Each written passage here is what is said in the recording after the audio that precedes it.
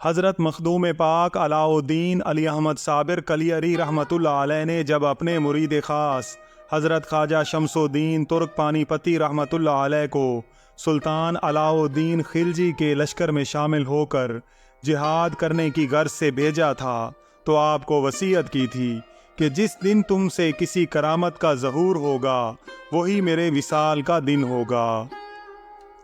حضرت شمس الدین ترک رحمۃ اللہ علیہ کی دعا اور کرامت سے سلطان علاء الدین خلجی نے چتوڑ گڑھ کے قلعہ پر قبضہ کر لیا اور فتح حاصل کی۔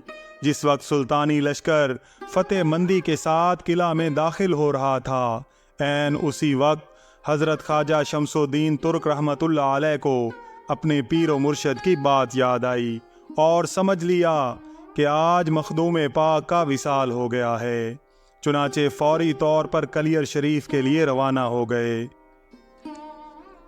کلیر شریف میں پہنچ کر مرشد پاک کے غسل و کفن سے فارغ ہونے کے بعد جنازہ بالکل تیار ہو گیا تو دیکھا کہ ہزاروں لوگ حضرت مخدوم پاک رحمۃ اللہ علیہ کی نماز جنازہ پڑھنے کے لیے موجود ہیں۔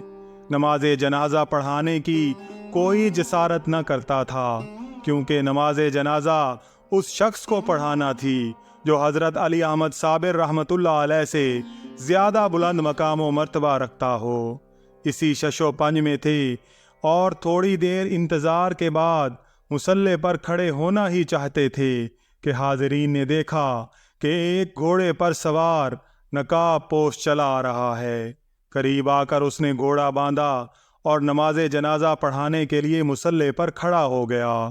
نماز جنازہ پڑھانے کے بعد جب وہ نقاب پوش واپس جانے کے لیے گھوڑا کھولنے لگا تو اس وقت حضرت خواجہ شمس الدین رحمۃ اللہ علیہ کو ایک بات یاد آ گئی کہ انہوں نے ایک دن اپنے پیر و مرشد حضرت مخدوم پاک سے سوال کیا تھا کہ حضور، مقام فنا اور مقام بقا کیا ہے؟ تو حضرت مخدوم پاک نے جواب میں ارشاد فرمایا تھا کہ فنا و بقا کا راز کسی وقت ظاہر کر دیا جائے گا۔ آج وہ سوال اچانک اتنی مدت کے بعد حضرت خواجہ شمس الدین ترک کے ذہن میں دوبارہ ابھر کر آیا تھا۔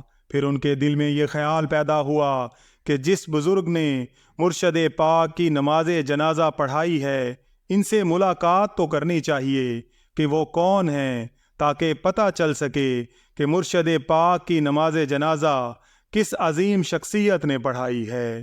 اسی اثناء میں وہ بزرگ گھوڑے پر سوار ہو کر جانے ہی والے تھے کہ حضرت خواجہ شمس الدین دوڑتے ہوئے ان کے قریب پہنچے اور عرض کیا، اے اللہ کے بندے، آپ کون ہیں اور آپ کا نام کیا ہے؟ یہ سن کر نقاب پوش نے اپنے چہرے سے نقاب ہٹا دیا اور فرمایا کہ فقیر کے جنازے کی نماز فقیر ہی نے پڑھائی ہے۔ حضرت خواجہ شمس الدین رحمۃ اللہ علیہ نے یہ دیکھا تو نہایت حیران ہوئے۔